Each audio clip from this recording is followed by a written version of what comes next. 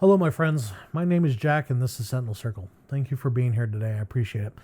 So, the last two videos we were talking about just random musings I had this week, and this is going to be the last one along these lines. Excuse me.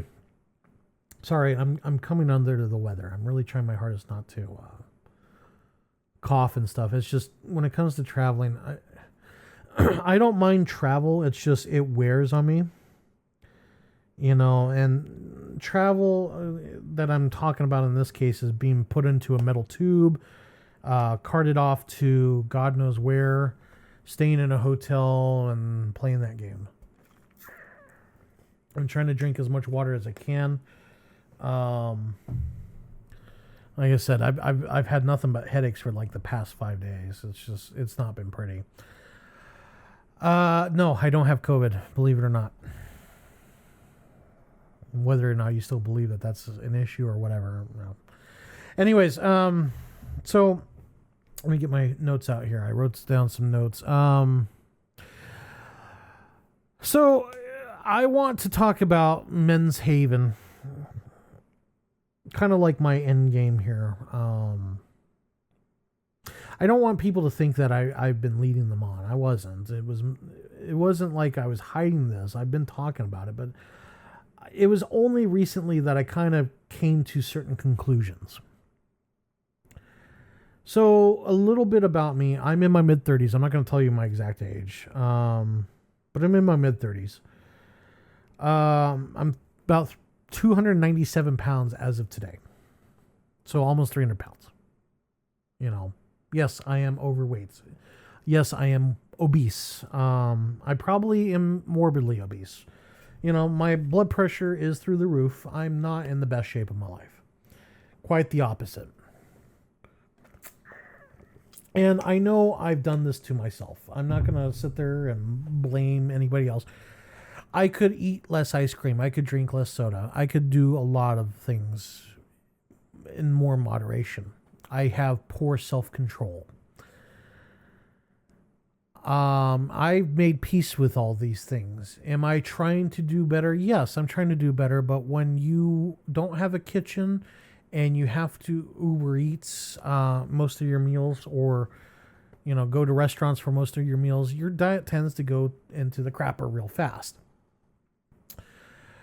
That being stated, I could have done more. I could have ordered lower calorie things. I could have ordered things with less salts and less sugar and all that stuff. And I chose not to do that. And the reason for that is because when I go on to work trips like that, in a way, it's kind of like a work or a more of a mini vacation. I get out of the house. I get to relax a little bit. I mean, I wouldn't say it's relaxing. I don't like travel. I really don't like it. But, it's better than my home life currently. My home life is not great. And I'm not saying that like, I'm not trying to put pity on people. It's more just like I am the maker of my environment. I have made this environment and I hate my environment. Okay, well, what do you do? Well, I could change my environment.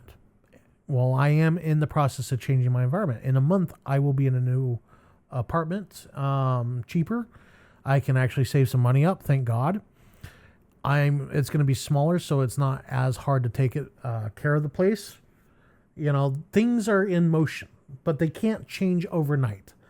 And that is the one thing I've learned is, let me rephrase. You could change it overnight if you really wanted to, but for every action, there is an equal and opposite reaction. And in certain cases, you can't just walk away. I don't care what anybody says. Damn it. I think it just broke this damn thing. Oh, there it goes. It is stuck. Sorry, I need a sippy sip of water. My throat's starting to get a little jammed up. Anyways, I know that there's a lot of people that are in sucky environments, and my response to that has always been, Well, you could change it. And I've noticed, how do I want to say this? The difference between can and able are two very different things. Like, I got a friend who's in not the best situation right now. He's married, he has kids. I've talked about him before. He's been in the same job for over 20 years. And what's messed up is in less than 10 years, I now make more money than he does. You know? But because of where he lives, he can't make the kind of money I'm making. And, you know, to have a single income like that for 5 people is hard. His wife doesn't work. She's got medical issues. Okay. She does do like DoorDash and Uber Eats, which, again, fine. You know, nothing wrong with that. But he's, you know, he works basically his job and side jobs. And some changes at our former company has made it impossible for him to work those side jobs now. So he's really freaking the heck out. And I keep telling him, well,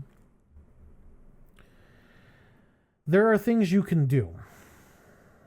You know, we've talked about it. If he really wanted to, he could pack a bag and leave his house.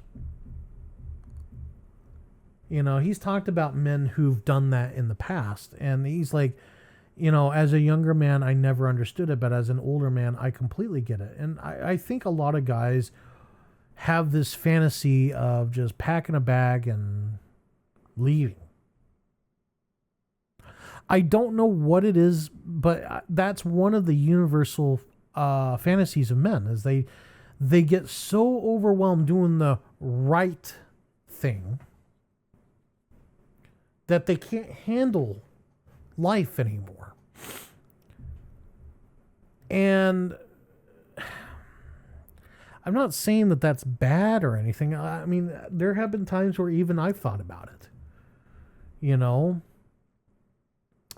I've thought about doing certain things that are permanent.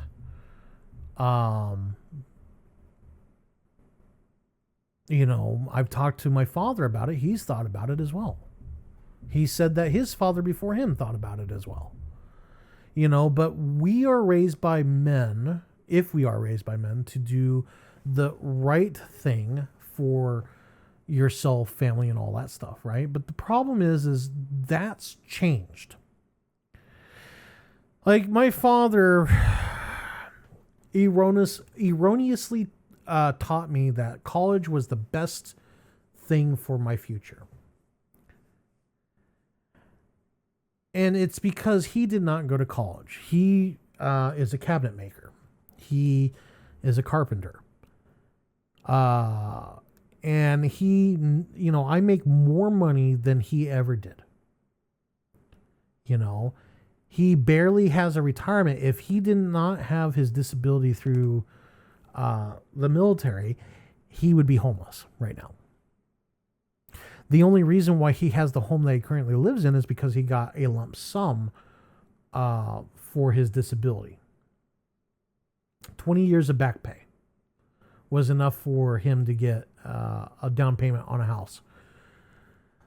You know, he is very fortunate for that. I am not so fortunate. I never served. I don't have a disability that I can take advantage of.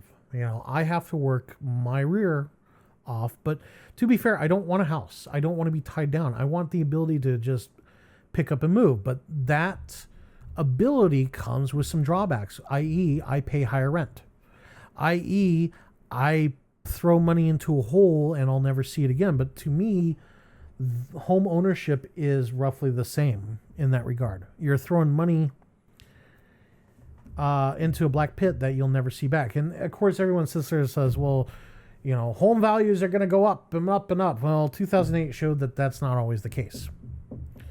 You know, why would you buy a house which you can wind up underwater on? And not only that, but, you know,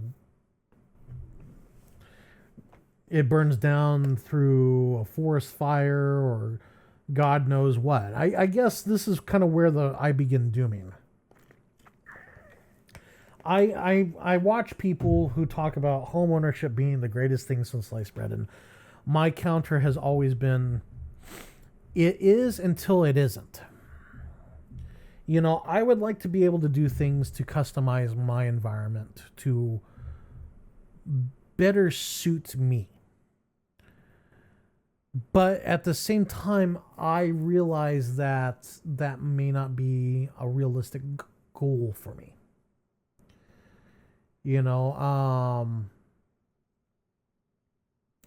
I guess what I'm trying to say is, to me, I'm just nomadic by nature, and in fact, I'm kind of crafting my life to be a little bit more nomadic, simply because I don't know. I feel like my time is kind of waning lately.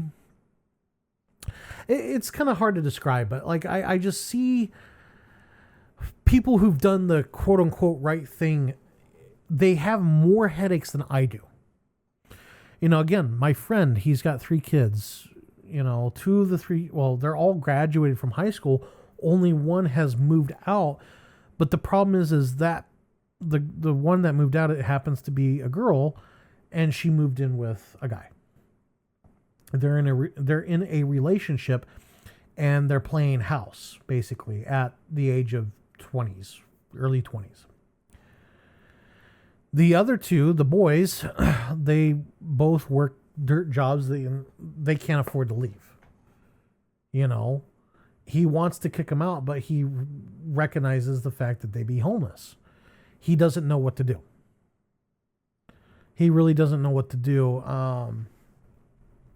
And I'm very sympathetic to that because, I I recognize that me, excuse me, my body doesn't know if it wants to be sick or not. So like I got this cough, but that's about it. And the fact that I'm talking is just like drying my throat out. Anyways, the boys don't know what they want to do, and they're kind of stuck. Growing up, I was very strong-headed. I knew what I wanted to do. The problem is, in my situation, was twofold. One is I did not realize the things I wanted to do required so much work and preparation before that. Like they keep sitting there saying, like people sit there and said that you can't just wake up one day and choose your path, right? A lot of things that you want to do, you have to set yourself up to do that years in advance, And I have a cousin whose father did that for her. And yeah, she's a good kid, don't get me wrong, but at the same time, like, her father was a big force in getting her to where she is at now. But like I said, she still did the work. We're talking about a process that takes years of preparation. And we're specifically talking about a school and an education. I don't want to go too far into it because I don't want to bring my cousin into this. I'm not, like I said, I'm not discounting what she's done. She's worked hard. But what I am saying is that if it wasn't for her father, she would not be in the position she's in now. And that's both a hint of nepotism, but at the same time, B is he went through the system. He knows what to do. It's a lot harder for someone who doesn't know. He at least knew the right questions to ask, the people to talk to, all that stuff. Anyways, we're going to sidestep that. Anyways, so I pushed hard to do things. And when they failed, I switched. Rather than keep pushing, I would reluctantly switch simply because there's a point where it's becoming diminishing returns. Like, for example, my engineering degree. I only had school for 4 years, but if I maintain my then current course, that would be 5 years of school that I have to go through, which means one of those years I had to pay for out of pocket. I couldn't afford it. That's just the reality of the situation. That's the gate that we have to pass through, and the gatekeepers that are there to prevent people like me from going through. Whatever. That's fine. If I wanted to, I could live a very different lifestyle and been able to get through that. But I prioritized, in my view, probably the wrong things. Looking back at it now, if I had prioritized different things, I think life would have been better. I don't know. I can't speculate on that. I could spend my whole life speculating on it, and I'd probably come to the same conclusions I'm coming to right now. I think there's a lot of people that are in my shoes. The question then becomes, okay, well, because like I said, there's a lot of people that just want to say, screw it, throw up their hands, pack a bag, and leave. And they don't for whatever reason. In the case of my friend's situation, and that's kind of the whole theme here. My friend A, if he did that, he said he couldn't live with himself, which I respect. You know, he loves his wife, he loves his kids. More power to him. You know, but it's getting harder and harder to just pack up and leave anyways. You know, we're being tracked every single day through things like this and I just showed a cell phone, credit cards, debit cards, that kind of stuff. You know, and I think there's only so much discomfort a lot of us are willing to go through before we're like, okay, that's too much. I'm going to tell on myself. I once had a fantasy of going to Africa and learning how to be a guide out there, you know, for rich dentists, you know, similar to that character Roland Dembo from Lost World Jurassic Park. A guy like him. Well, again, I'm fat, so I got to lose weight. And 2 is I got to get my eyes fixed because, you know, that's my biggest drawback for me is if I go to a place where I can't get glasses, I'm screwed. You know, I am forever dependent like that. I could get my eyes fixed. I would need money to do that, and I want to get my eyes fixed. But even then, I only got about 10 years before my eyes are done. You know, but I had that fantasy. You know, and it was just kind of like a fantasy, something to daydream about. I wasn't really serious on it, but it's only later in life where I'm like, what's really stopping me from doing that? Well, there's a lot stopping me. But again, my question to everyone is, you have all these dreams and aspirations. What's really stopping you?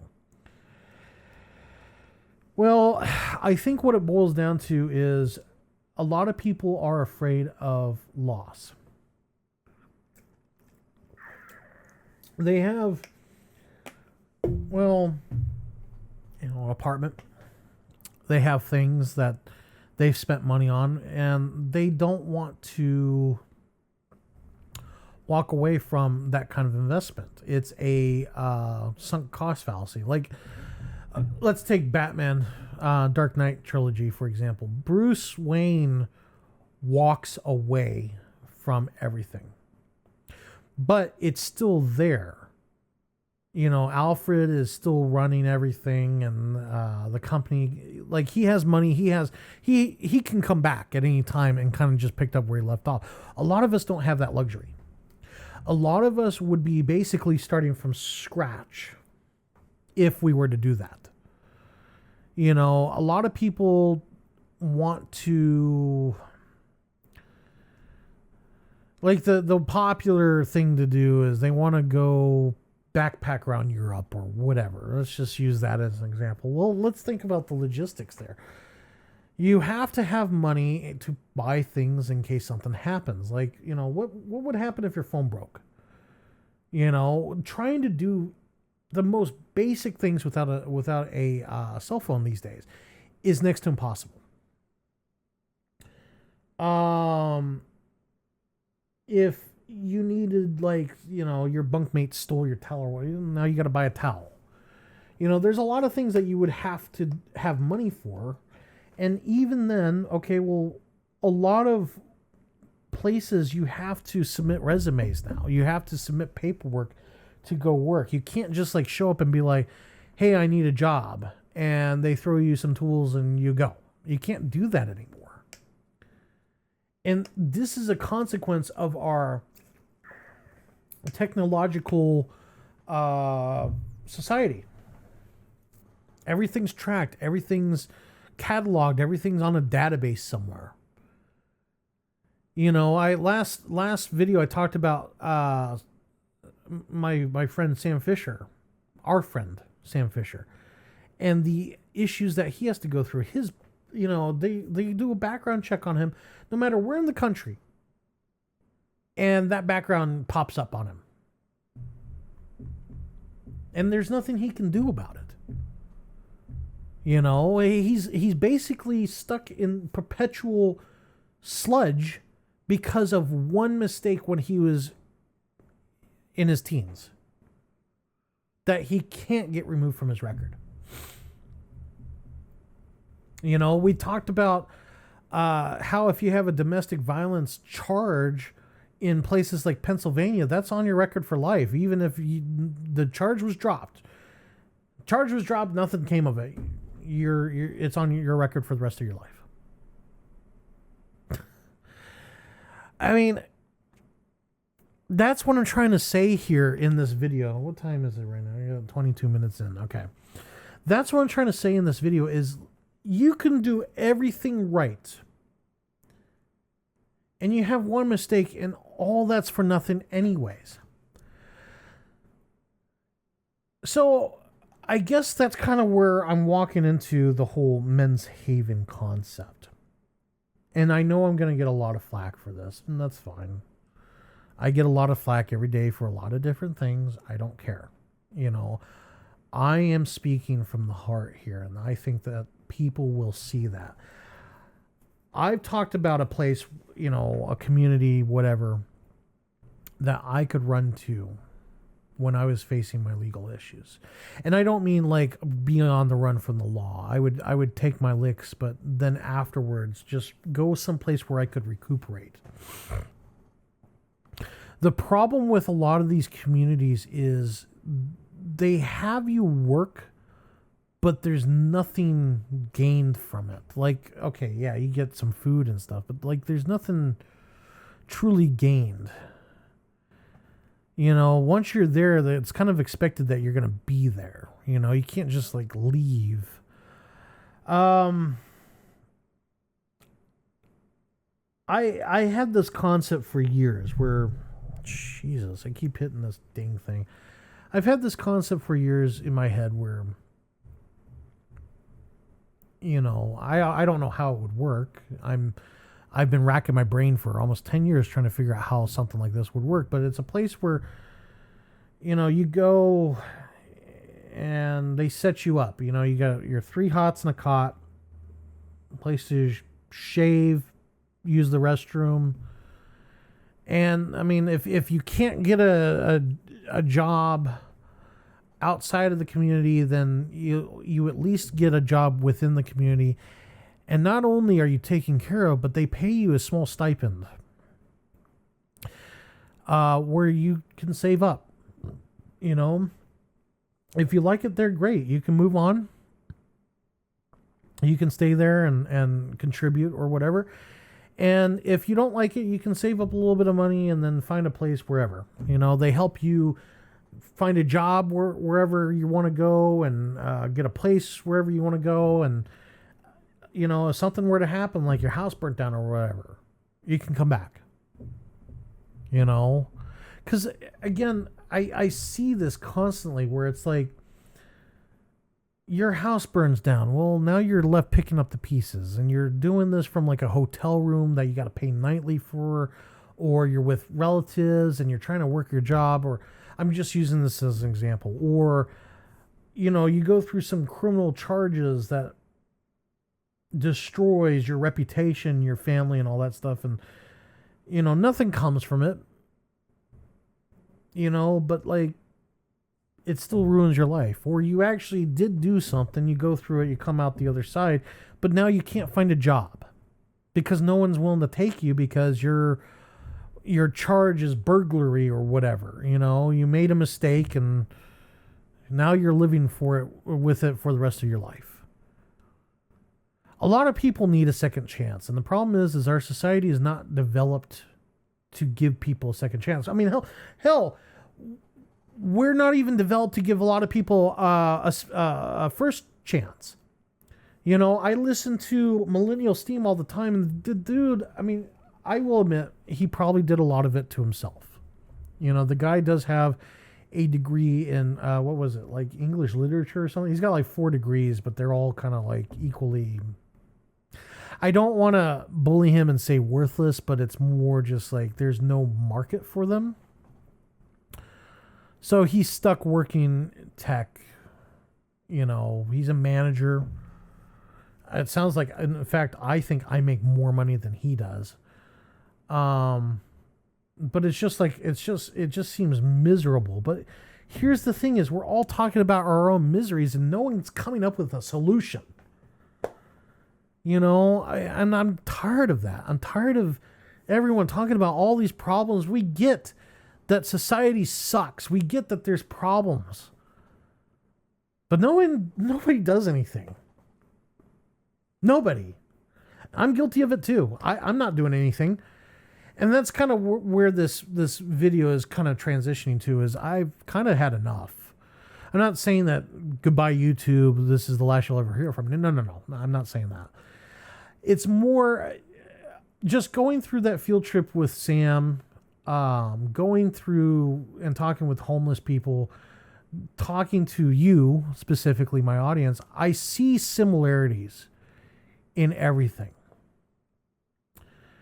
I really think that what it boils down to is a lot of people just don't feel they have purpose anymore. And quite frankly, I don't blame them.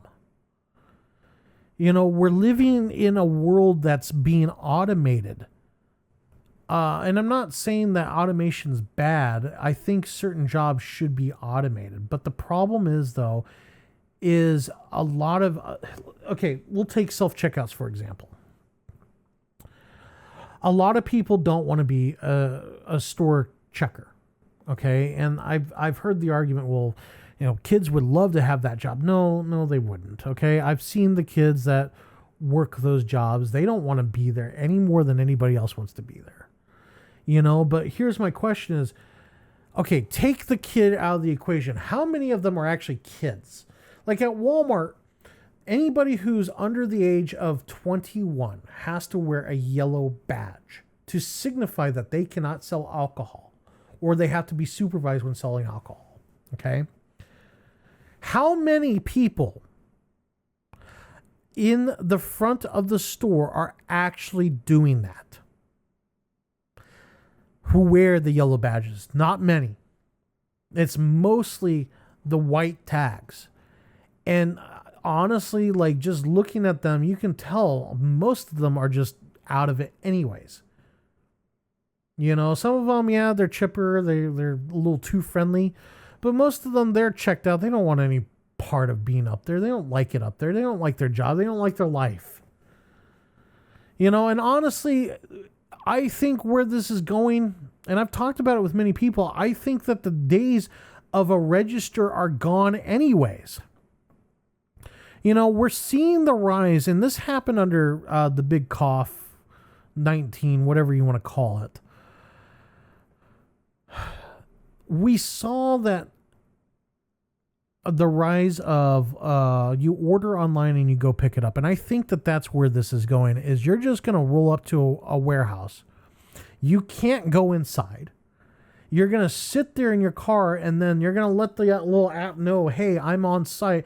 And they're going to bring all your stuff out. and you're not going to have a choice. You know, the only reason why that's kind of being stopped right now is, I hate to say it, it's the special interest. People like my company, they want self-checkouts because that's how they make their money, is to pay people like me to go clean the self-checkouts, to go maintenance the self-checkouts. You know, like everyone's talking about how there's going to be a digital dollar and we're not going to have a physical dollar. No, there's going to be physical money because, again, industries like mine, multi-billion-dollar industries like mine and places like Loomis and Garda and all that stuff, they want the money that comes with servicing money. You know, because if there's no money, if there's only a digital dollar, their industries die. That's the plain Jane truth. You know, but it comes at a human cost, and that human cost is your soul. You know, but like I said, I think that that's where the trend is going because the theft is getting too outrageous. You know, a lot of people are just stealing. So what's going to happen is they're going to, it might be one of those things where you can walk in and pay with cash. You know, there's probably going to be like a little checkout line and you show up and you're like, hey, I'm here for order, whatever. And they're like, okay, you know, if you want to pay in the machine, you pay the money and then like you go to the next window and it's all right there ready to go. Similar to how they have it at places like Target. You can walk inside and you can pay. But again, how many people are paying with cash right now anyways? You know, it's not as much as people think. Like I said, I think that that's where this is going. But the problem is people want purpose in life and we're being robbed of our purpose. And here's where I see this going. I do think that universal basic income, whether we want it or not, it's going to have to happen. You know, which I hate to say it, but UBI is just socialism with extra steps. You know, I'm not saying that to be like, you know, socialism bad, capitalism good, or whatever. I'm saying that as a matter of fact. If they're paying us cash money just to exist, well, then we're one step away from being issued in an apartment and a bus pass and saying, okay, this is your life. You know, a box of groceries and we got to ration it. You know, the whole point of where our system was is you got what you earned. The problem is we're no longer earning it. We're expecting it. And that's where the creep of things like UBI comes from. You know, because again, if we all have a basic income, we've seen like prices go up, right? And those of us who have a job servicing, you know, automated machines and all that stuff, there have been companies during the lockdowns where they're like, okay, well, you got all this money from the government. You have to pay us money back. They're going to try and find a way to screw you out of that money.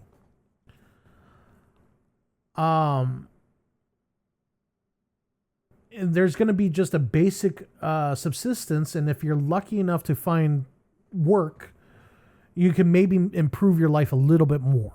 Maybe.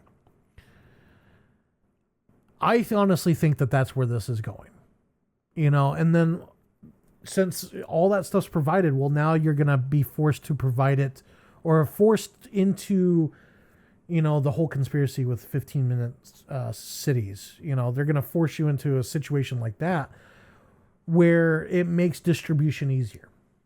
You know, again, I'm not talking about conspiracy. I'm talking about logical pathways here, where you're not going to have a choice in where you live. You're not going to have a choice in how you live, because that means cost for the government, and the government's going to find the cheapest contractor they can. Okay. And there might be a point where they say, okay, well, now that we're providing this stuff for you, you have to do work that we demand if you don't have a job. Which means you're going to be stuck in a position that you absolutely hate and you're not going to have a choice to leave. You know, that is what makes logical sense to me for what's about ready to happen. Because again, unless you're providing value, which unfortunately a lot of people are just not providing value anymore, why feed you? Why clothe you? Why bother? You know? I think that that's really what the problem is a lot of people just do not have the desire to wake up because, again, there's really nothing going on. You know, I suffered the same thing too. How much? 35 minutes. I suffered the same thing too when I graduated. It was kind of like, well, now what? You know, I didn't want to be homeless, in poverty, all that stuff. I wanted to make something of myself. The problem is I made the mistakes that thinking that what I was doing was something I wanted to do. And as I got older, I realized they were things that other people wanted me to do. I know I'm kind of off on a tangent right now. I'm sorry. I'm going to try and link it back here in a second. I'm hoping that this Men's Haven project that I'm undergoing gives people purpose in their life. The problem is purpose means that you have to sacrifice. And a lot of people don't want to sacrifice comfort. I don't blame them.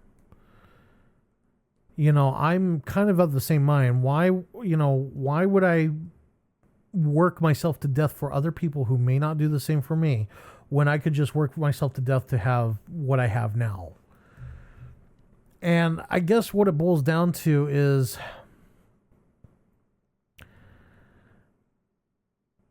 I'm in a very fortunate position, but not a lot of people are in the position I'm in right now.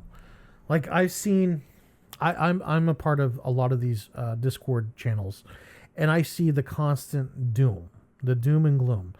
I work a minimum wage job, and I don't have the motivation to improve my life. And quite frankly, I don't blame anybody. Why would you waste your time doing that when there's nothing out there right now? You know, I mean, we saw through inflation that, like, I mean, take me for example. I make, you know, not a bad living, but before the big lockdowns and all that stuff and inflation, I was doing fairly well for myself. Now I have to think about every single dollar I spend. I've never been in that position before, you know, and now it's like, I understand it because before I didn't have to think about it. I kind of lived carefree. Now I'm kind of like kicking myself at all the money I've wasted over the years. And I'm sure a lot of people feel that way. I can't even imagine how kids feel today.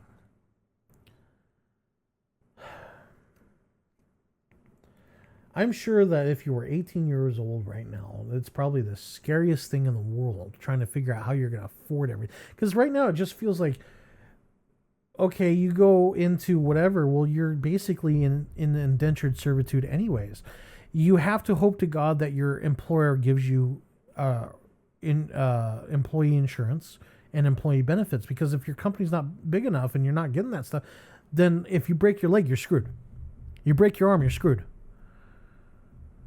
You know, I mean, I'm not one for socialized anything, but like at this point, why not? You know, like we're running around trying to figure out how to survive, and it's like, I guess what it boils down to is not a lot of people have a creativity. You know, I met a couple of gentlemen recently in my travels. They were doing Uber. This one guy, he's an electrician. He was doing Uber, and the main reason why he was doing it was he wanted to improve his English, but he broke his ankle. And he's a union electrician, so he's being well taken care of. But he even said that if he wasn't union, he would have been screwed. And I completely sympathize with that. I do agree. If he wasn't union, he would have been hosed. I'm going to start wrapping it up. It's about 40 minutes now. Shoot, I just realized I never moved the other stuff over. Well, crud. No, I did. Okay. Sorry, I'm thinking about logistics on how to edit these videos. I'm sorry. I know I'm rambling and doing all sorts of other stuff. The whole point of this video was I wanted to talk about Men's Haven, at least my concept of Men's Haven, where men could get together in some form of temporary community. If they want to make it permanent, that's more power to them. But at the very least, a temporary community, a place where you could fall back on. Where it's, you can go there, get fed, get all that stuff done. And communities like this exist. I know they do. But for some reason, at least here in the West, it's very frowned upon, and I don't understand that. I would like to build one out here in the West. I don't know. I like I said, I'm thinking about it. I'm thinking about how I want to do it. I know a lot of people are saying, well, it can't be done. It can't be done. Why would you do this? Why would you waste your time? Blah, blah, blah, blah. Well, okay, let's take the wasting my time. I'm already in my 30s. Like, I'm going to be in my 40s soon anyways. Why not? It's either... Because, again, we're talking about... It's like that show Preppers. You have these guys that, like, prep for the worst case scenario, and they're talking about like things like dirty bombs and stuff like that. And in one of the previous videos, I said that this stuff has already hit the fan. Like, I don't know how much worse it's going to get for you guys. Like, we're already being told what we can and can't buy from Visa and MasterCard. They're already telling us, hey, if you buy certain things, you're going to be on a list. You can't buy adult material through these websites. And it's like, we're already kind of at that point where we're being treated like children, So the stuff, in my view, has already hit the fan. What more evidence do you guys need that stuff is hitting the fan? Like this, it's time to ring the freaking bell and say, hey, something's not right here. And I know that like older guys are like, well, yeah, it's always been like that. Well, yes. So why aren't people like screaming at the top of the mountains saying, hey, something's not right here? Does power have to be like chronically going on and off for you to like realize something's not right here? At what point do you say, okay, yeah, it's time, we got to do something? I'm already at that point. And like I said, the reflections of these past 2 weeks, because I got to be honest with you, doing videos really, when you really sit down and start reading these articles because you're looking for content, okay? When you're actively sitting down and you have an audience and they're bringing stuff to you, you realize real fast that, holy hell, there's a problem. And that's kind of what I'm trying to say to everybody is there's a freaking problem. And it's not isolated. It is worldwide right now. We have the UK. They've been cracking down quite a bit on. For God's sakes, a guy got arrested for carrying a trowel. You can't even carry tools on the street anymore in the UK. How long until that happens here in the United States? And don't sit there and say, well, it'll never happen here. Okay. Patriot Act would, before the Patriot Act hit, everyone said, oh, it would never happen here. Well, it happened. I saw pictures of airport security before and after 9/11. It looks completely different. Now, granted, I was only 11 when that happened. But like, I see the picture. I didn't realize how stark a transition it was. Like, I was on my flight and the stewardess had the little trolley that they bring the drinks on you around with you. She used that as a barrier so that way the pilots could go use the restroom before they take off. Can you imagine that? It's just, I guess what I'm trying to say is like, I thought I was awake. I didn't realize how asleep I was until I started doing this YouTube channel. And I mean, I was one of the people that's like, yeah, I kind of see what's going on here. No, I really didn't. You know, and I think what it boils down to is there's a lot of channels out there that bring this content, but they're doing it for money, clout, whatever. And what I'm trying to say is a lot of this stuff does not make sense to me anymore. And I'm trying to use this channel to not only show you guys, hey, there's a problem here, but also talk about solutions. You know, I really want to talk about solutions, but the problem is I think that the point where a solution that was reasonable has come and gone. I don't think that that's a thing anymore. You know, I'm not saying that we should be like, you know, really extreme and all that stuff. No. I'm not saying that. I think things like Men's Haven, I think should be explored at the very least. And I don't mean explored as in, okay, here's the idea. Well, that won't work. I think that we need to ask, okay, if it doesn't work, why won't it work? You know, I think that because, again, there's communities out there. I know that there's communities out there that are off the grid and all that stuff. Okay. But I think that they're too small, really, to make a difference. Like take that one community that's in Appalachia that's like hitting the news lately because they're, you know, how whites only. Because there's other communities out there that aren't how whites only that exist, but they cater to families mostly. And again, I'm not saying that families can't be a part of this. I think that they're just too small. They want to be left alone. The problem is we're at a point now where we can't be left alone. I just realized this whole video just makes me sound nuts. So maybe I should kind of start thinking about ending it here. I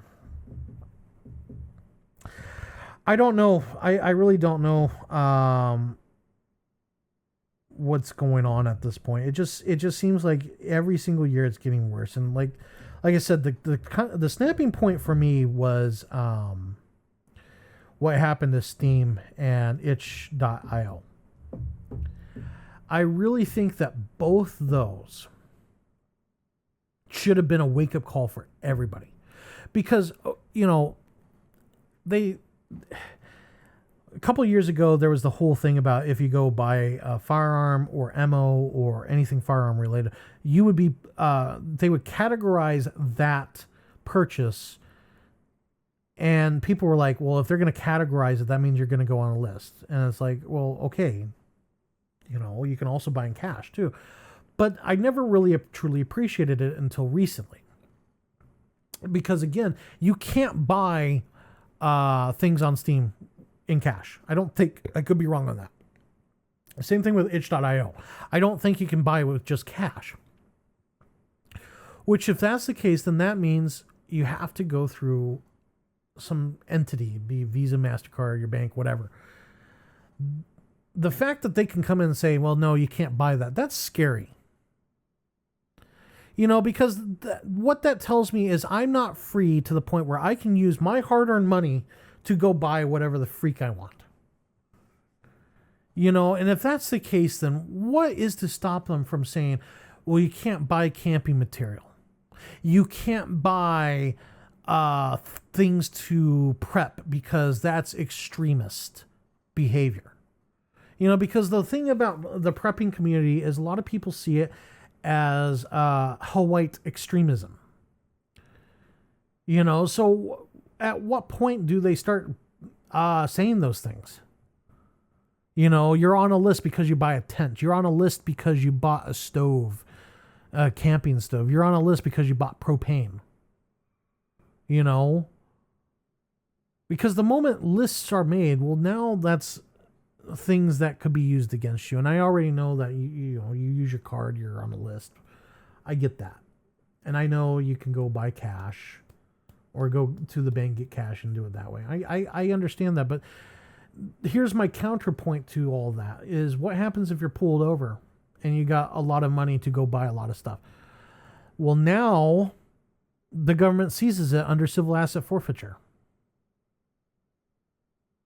So you kind of have no choice but to write, to do that. Yeah, you could write a check, but you're back in the same situation. It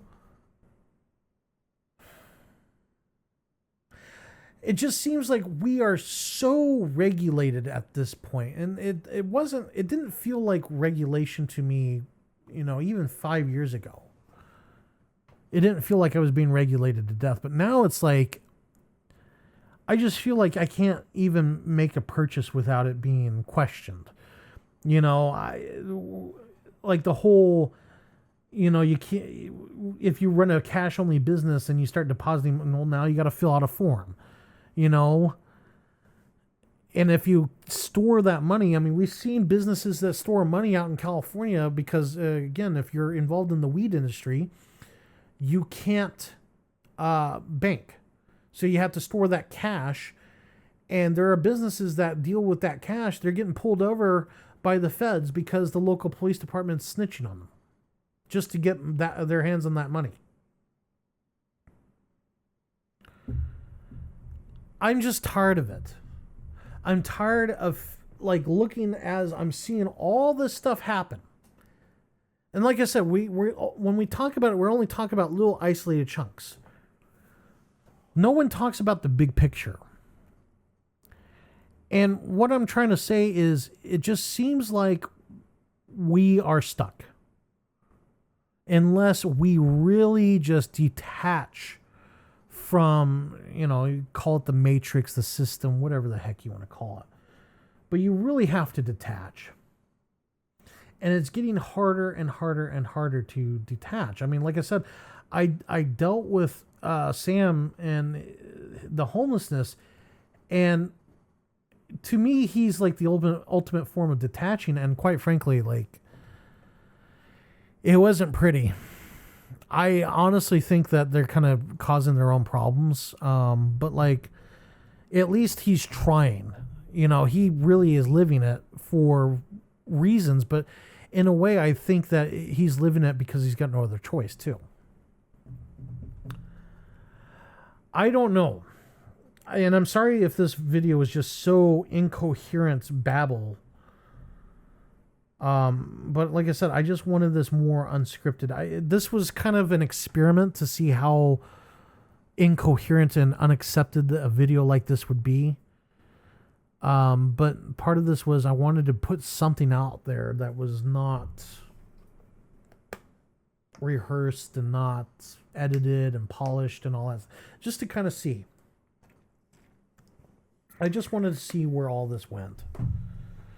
I know that there's probably about 5 people that would watch this at minimum, which again, if you're one of those 5, thank you. I appreciate you listening to me ramble. But if you're not one of those 5 people that I suspect would watch this, I'm very appreciative of that. And honestly, I'm appreciative of everybody who comes here and watches my stuff and participates and all that stuff. I'm at 53 minutes now, so I'm going to start wrapping it up. Next week, I'm going to go back to the original format. There's going to be some minor changes, though. One of the big changes is I'm going to condense the credits, and I'm going to have a voiceover with that. I strongly suspect that the fact that all my videos are copyrighted is kind of why. I'm not saying copyrighted as in someone claimed them. It's more copyrighted because the music that I used is in YouTube's copyright system. And I suspect that the algorithm kind of hits that. I could be wrong. I may be wrong on that. But I'm going to get rid of that music because I don't want to give anybody the excuse of coming later on and saying, well, you're using my music. I don't want that. So I'm going to switch up the credits and just use a voiceover, and we'll go from there.